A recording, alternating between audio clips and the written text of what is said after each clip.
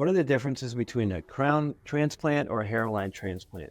In this video, we're going to explain the differences. After this video, please make sure to check out our playlist in description. So a hairline transplant is simply what it says. A hairline transplant, I'm pointing to the areas now where most men and women, of course, but the greater population of patients that we see are men, are talking about the frontal hairline, the temporal regions where the hair loss typically occurs. So that's would be the discussion or the description, of that would be the hairline. In contrast, the crown transplant is simply refers to that area of the head, the crown, which is the area I'm pointing to here, which is the second most common area, equal to the hairline, where male pattern baldness or general baldness begins.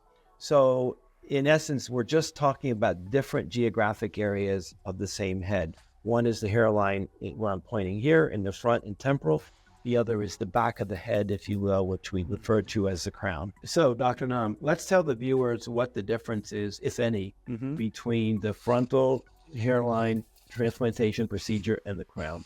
I think one of the key difference between a hairline transplant and crown transplant is that for hairline, you have to make sure that in choosing follicles, you gotta use singular one follicle to design the hairline. You cannot use multiple follicles to create hairline design. That's gonna make your hairline really look unnatural. However, when you do transplant in the crown, you need to get more density out, meaning you need more multiple follicles, unlike hairline design.